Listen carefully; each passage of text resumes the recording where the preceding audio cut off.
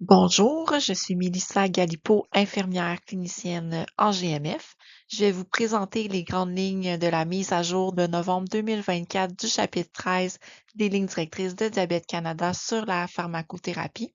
Il est important de préciser que tout ce qui est activité physique, thérapie nutritionnelle, éducation puis soutien à l'autogestion sont d'autres éléments là, d'une grande importance dans la prise en charge d'une personne vivant avec le diabète, mais ils sont discutés là, dans leurs chapitres respectifs des lignes directrices. Le chapitre 13 il se concentre exclusivement sur le traitement pharmacologique. Le comité d'experts de Diabète Canada a procédé à un examen approfondi des preuves scientifiques existantes pour soutenir les personnes vivant avec le diabète de type 2 et les professionnels de la santé dans le choix des agents hypoglycémiants. La revue de la littérature scientifique a porté sur la période allant de juin 2020 à février 2023. Ça actualise là, la dernière mise à jour des lignes directrices qui avait été publiée en 2020. L'objectif de la capsule d'aujourd'hui est assez simple. On va passer en revue la mise à jour 2024 des lignes directrices de pratique clinique sur le diabète pour éclairer la pratique fondée sur les données probantes de la pharmacothérapie pour optimiser la prise en charge des personnes vivant avec un diabète de type 2. Le principal changement par rapport à 2020 concerne ces tableaux qu'on connaît bien. Ils ont enlevé la colonne de gauche qui détaillait les risques inférieurs observés dans les études sur les événements. Ils ont aussi retiré la colonne des recommandations de traitement pour les personnes de plus de 60 ans avec deux facteurs de risque pour la prévention primaire. Je vais vous expliquer pourquoi sous peu. Finalement, le deuxième tableau n'existe plus non plus. Voici donc le nouveau tableau 2024 qui est beaucoup moins chargé visuellement. À l'heure de l'enregistrement de la capsule, le tableau était disponible seulement en anglais. On va voir ensemble brièvement les différentes sections. Tout d'abord, on commence en haut. Après avoir fourni évidemment des conseils et un accompagnement pour la modification des habitudes de vie, une pharmacothérapie peut être nécessaire pour atteindre des cibles glycémiques et pour réduire le risque de complications. La metformine demeure encore le médicament hypoglycémiant de première intention recommandé pour la plupart des personnes. La préférence pour la metformine comme agent initial est basée sur son efficacité durable dans la réduction de notre hémoglobine glyquée, sur l'absence du risque d'hypoglycémie ou de prise de poids, de son profil d'effets secondaires relativement léger, son historique de sécurité à long terme. Là, on l'utilise depuis des décennies, puis on a une solide là, expérience clinique avec la metformine. Son prix est abordable. En plus, la metformine en monothérapie chez les participants avec un diabète de novo qui présentait là, un surplus de poids dans la grosse étude là, UKPDS a démontré un avantage sur la mortalité cardiovasculaire, puis aussi sur toute cause confondue. Comme traitement de première intention, pourquoi la metformine puis non les sulfonylurées comme par exemple le diamicron et le diabéta? Et la metformine en monothérapie a des effets de réduction de l'hémoglobine glyquée comparables au sulfo, mais a une meilleure durabilité glycémique comme qu'elle n'épuise pas le pancréas. Elle a un risque négligeable d'hypoglycémie comparé au sulfo, pas de prise de poids, puis on sait que les sulfos peuvent faire prendre un peu de poids. Elle a aussi un risque cardiovasculaire plus faible comparativement au sulfo. Donc, la metformine là, est un meilleur choix. Comme traitement de première intention, pourquoi la metformine et non les inhibiteurs du DPP4 comme Januvia, Onglyza ou Trajanta? Mais la metformine a une meilleure réduction de l'hémoglobine glyquée et aurait aussi une perte de poids plus significative que les inhibiteurs du DPP4. Donc, la metformine demeure aussi un meilleur choix. Finalement, comme traitement de première intention, pourquoi la metformine par rapport aux imiteurs du SGLT2, des agonistes du GLP1 ou des agonistes des récepteurs GIP-GLP1? Chez les personnes nouvellement diagnostiquées avec un diabète de type 2, il n'y a aucune étude à ce jour qui a démontré la supériorité de ces nouveaux agents par rapport à la metformine. Donc, les données des essais soutiennent que l'utilisation des agents qui présentent des avantages cardio-rénaux devrait être une thérapie complémentaire à la metformine. Même en l'absence de décompensation métabolique, les personnes présentant une hyperglycémie marquée, par exemple, Une hémoglobine glyquée supérieure à 1,5% au-dessus de l'objectif peut nécessiter là, d'ajouter d'autres agents anti-hyperglycémiants en association avec la metformine au moment du diagnostic pour des améliorations là, plus rapides et plus importantes de la glycémie. Ces agents supplémentaires pourront éventuellement être réduits ou retirés au fil du temps si la glycémie s'améliore. Associer la metformine avec un autre agent abaisse les valeurs moyennes d'hémoglobine glyquée de 0,4% à 1% de plus que la metformine seule, qui augmente les chances d'atteindre un taux d'hémoglobine glyquée inférieur à 7% à 6 mois de 40%. Donc, on vient de voir le rectangle bleu en haut qui concerne le traitement de première intention. Maintenant, on va parler là, de la colonne de gauche qui n'a pas changé par rapport à la mise à jour de 2020. Les personnes qui présentent des signes de décompensation métabolique, par exemple une hyperglycémie marquée, un état de cétose ou d'hyperosmolarité, ou une perte de poids involontaire liée à l'hyperglycémie, et ou une hyperglycémie symptomatique sévère, par exemple une polyurie, une polydipsie ou des troubles visuels, devraient débuter immédiatement l'insuline avec ou sans metformine, quel que soit le taux de l'hémoglobine glyquée. Une fois stable, c'est possible de diminuer ou d'arrêter l'insuline, puis de la remplacer là, par d'autres agents selon les besoins. Ici, c'est dans le champ pratique là, des médecins puis des IPS. Maintenant, on va passer à la colonne de droite pour rester en prévention primaire. Quand les valeurs de glycémie augmentent au-dessus des objectifs, on envisage là, d'intensifier le traitement. Avant d'ajuster puis d'introduire une nouvelle molécule, on doit d'abord évaluer des facteurs déclencheurs potentiels de l'augmentation du taux d'hémoglobine glyquée. Par exemple, est-ce qu'il y a un changement dans l'alimentation ou l'activité physique qui expliquerait la hausse des glycémies? Est-ce qu'il y a une infection, une ischémie ou un autre trouble concomitant qui pourrait être en cause? Il faut aussi évaluer le profil pharmaceutique de la personne. Est-ce qu'on voit des médicaments qui peuvent influencer la glycémie, comme la cortisone, par exemple? Pensez aussi questionner les produits naturels ou les médicaments achetés en vente libre. On devrait aussi explorer également l'observance des médicaments hypoglycémiants puis les obstacles à la compliance, comme par exemple les effets indésirables des médicaments, les coûts, les croyances, puis les préférences là, de la personne.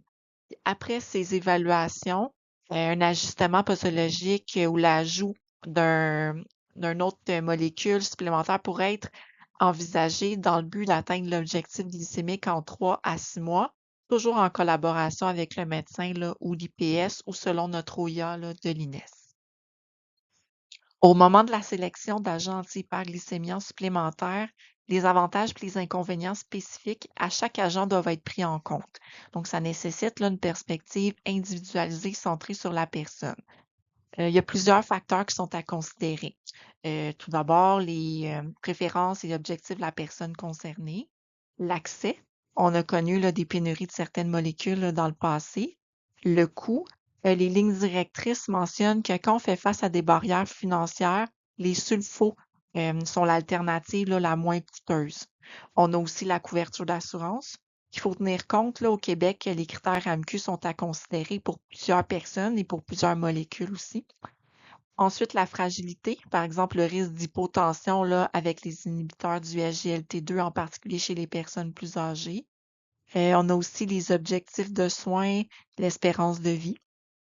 Le profil des effets secondaires, comme le risque d'hypoglycémie avec les sécrétagogues de l'insuline, par exemple. Le profil d'intolérance aux médicaments, par exemple les symptômes gastro-intestinaux là, avec la metformine ou les agonistes des GLP-1, la polypharmacie, le degré d'hyperglycémie en considérant là, notre hémoglobine puis le profil de l'hyperglycémie. Est-ce que c'est le matin à jeun ou en postprandial là, qui est le plus problématique ou les deux?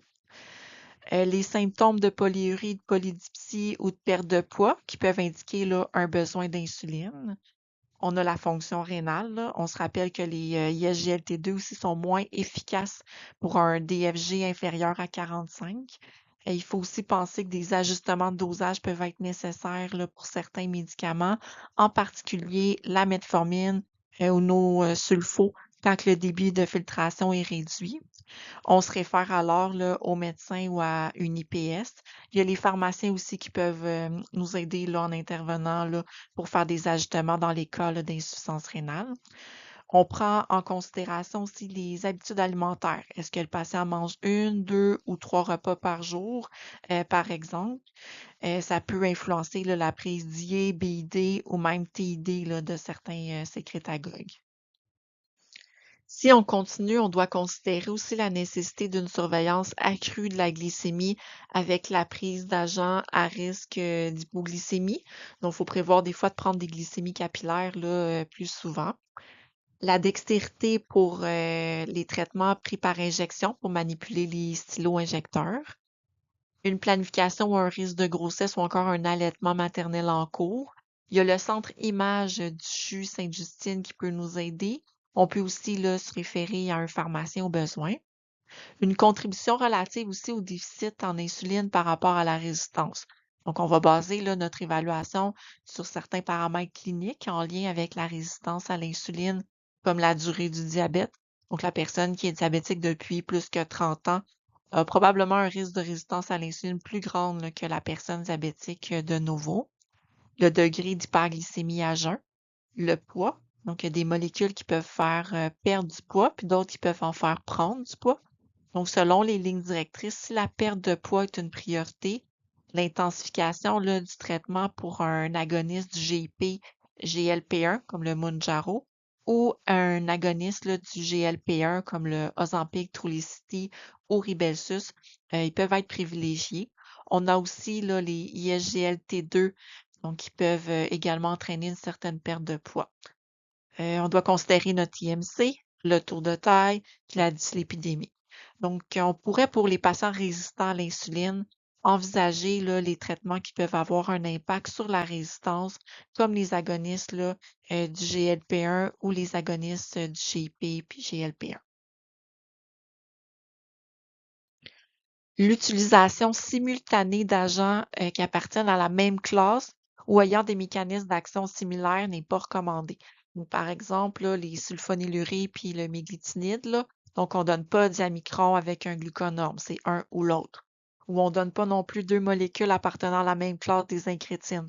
Donc, on ne donne pas d'inhibiteur du DPP4 avec un agoniste du GIP, GLP-1 puis un agoniste du GLP-1 ensemble.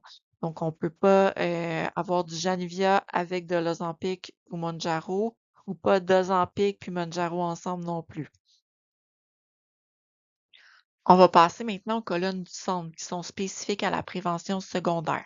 Donc, dans certains sous-groupes de personnes vivant avec le diabète de type 2, les inhibiteurs du SGLT2 puis les agonistes du GLP1 offrent des avantages là, cardio-rénaux spécifiques. Donc, ces médicaments-là devraient être priorisés pour les personnes de ces sous-groupes qui sont indiqués même si l'hémoglobine liquide est à la cible.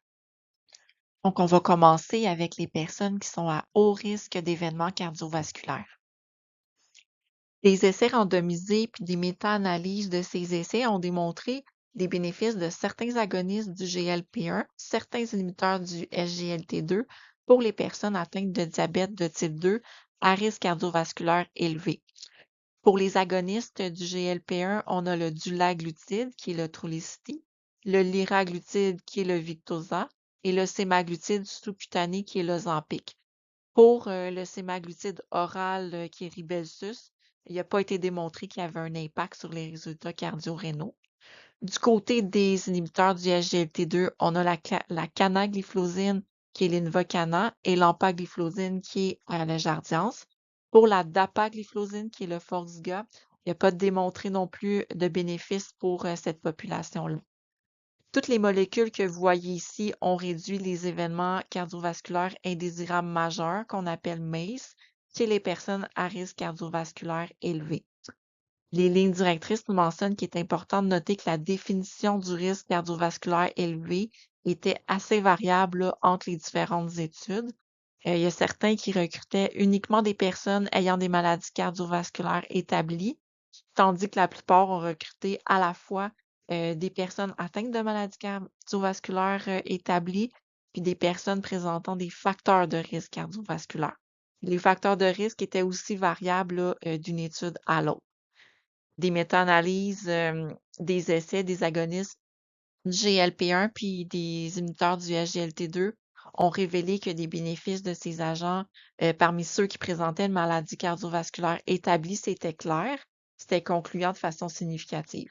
Par contre, le bénéfice pour les personnes présentant des facteurs de risque cardiovasculaire, c'était moins certain. Donc, c'est pourquoi qu'ils ont retiré là, la colonne du tableau de 2020 des personnes de plus de 60 ans là, avec 2 facteurs de risque.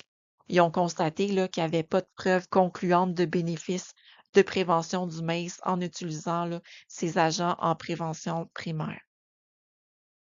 Maintenant, on va parler des personnes atteintes d'insuffisance cardiaque.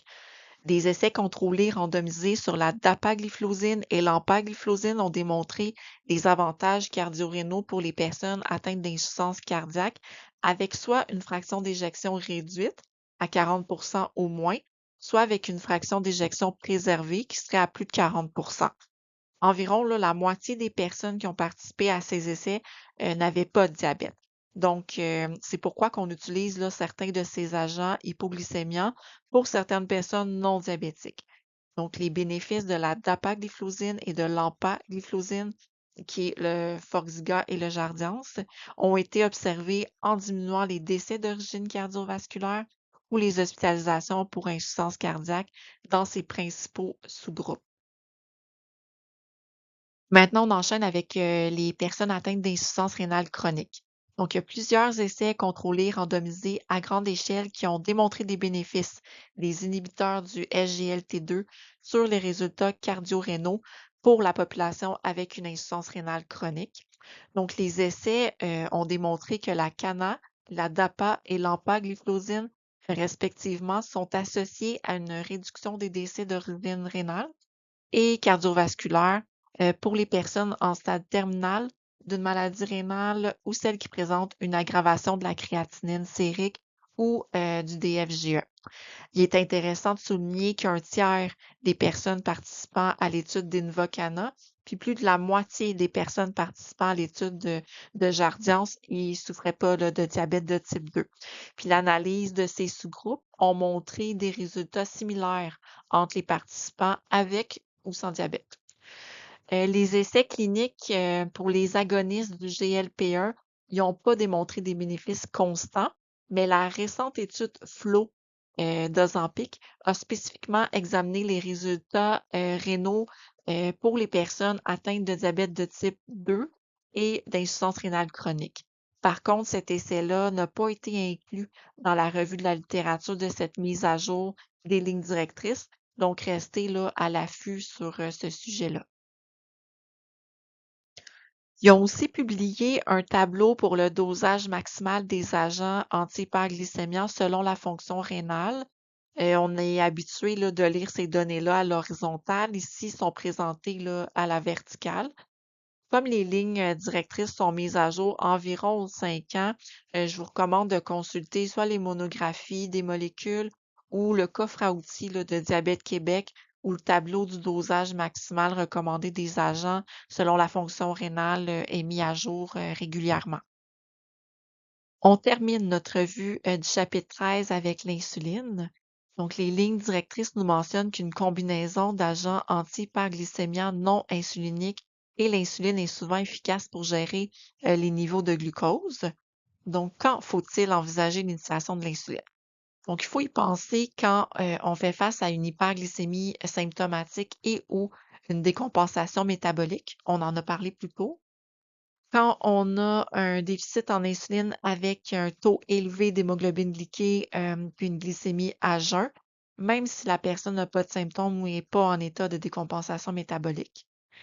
Quand le diagnostic n'est pas clair, donc quand on soupçonne un diabète de type 1 ou un LADA, au moment des planifications de grossesse ou pendant une grossesse, lorsque les paramètres glycémiques sont supérieurs à l'objectif, malgré l'utilisation des autres agents antihyperglycémiants aux doses maximales ou maximales tolérées. Puis quand les personnes y présentent une contre-indication là, aux autres agents antihyperglycémiants. Le régime thérapeutique du diabète de type 2 doit être adapté à chaque individu afin d'atteindre leur niveau glycémique individualisé et minimiser le risque d'hypoglycémie. Le mode d'administration de l'insuline, que ce soit par injection ou par perfusion sous-cutanée continue, est quand même plutôt rare là, chez les types 2, mais qui peut arriver. Le nombre d'injections d'insuline, soit de 1 à 4 injections par jour, puis le moment des injections dépendront là, de la situation de chacun.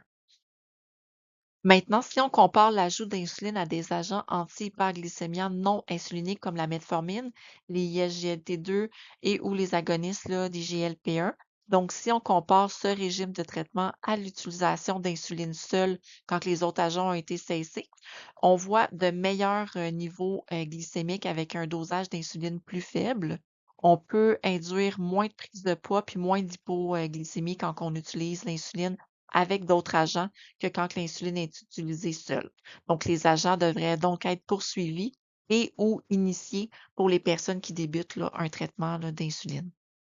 Ils ont publié un tableau qui résume une approche par étape des schémas insuliniques là, pour les personnes vivant avec un diabète de type 2. On va voir ensemble là, les étapes proposées. Dans un premier temps, on peut commencer avec une seule injection quotidienne. Donc, les lignes directrices nous recommandent d'ajouter une insuline basale, en particulier pour les personnes qui ont une hyperglycémie à jeun. Les doses d'insuline basale doivent être ajoutées selon le taux de glucose à jeun. Les besoins en insuline augmenteront probablement là, au fur et à mesure que le diabète progresse, puis des doses plus élevées peuvent être nécessaires au fil du temps. On n'oublie pas que si on peut optimiser les habitudes de vie ou les autres agents là, hypoglycémiants, on le fait. Pour les produits qui sont à notre disposition, ben, on a des insulines à action intermédiaire là, comme la NPH, la Humulin N, mais ils ont des pics d'action. On a aussi comme option nos analogues de l'insuline à action prolongée comme la glargine U100, la glargine U300, la détémir ou la dégludec. Puis l'utilisation de l'insuline basale à action prolongée réduit le risque relatif d'hypoglycémie nocturne par rapport au traitement par insuline intermédiaire. Donc, c'est des meilleures options là, que les insulines à action intermédiaire. Donc, pour les insulines à action prolongée, il y a les lignes directrices qui nous mentionnent que l'insuline dégludec, qui est la Tresiba, qui est associée à des taux plus faibles d'hypoglycémie symptomatique nocturne et sévère par rapport à la glargine U100, donc Basaglar là, ou Lantus. Il y a aussi quelques preuves de taux d'hypoglycémie plus faibles avec la glargine U300 par rapport à la glargine U100. L'efficacité et les taux d'hypoglycémie sont similaires entre l'arginusant et la détémir. Pour l'insuline Icodec, là, qui est la Awiqli, qui est un analogue de l'insuline basale à très longue durée d'action, là, on l'administre celle-là une fois par semaine. Elle n'a pas été incluse dans la revue de la littérature pour cette mise à jour de 2024 parce que son utilisation au Canada a été approuvée après que l'évaluation critique et la classification des preuves a été complétée là, par le comité d'experts des lignes directrices.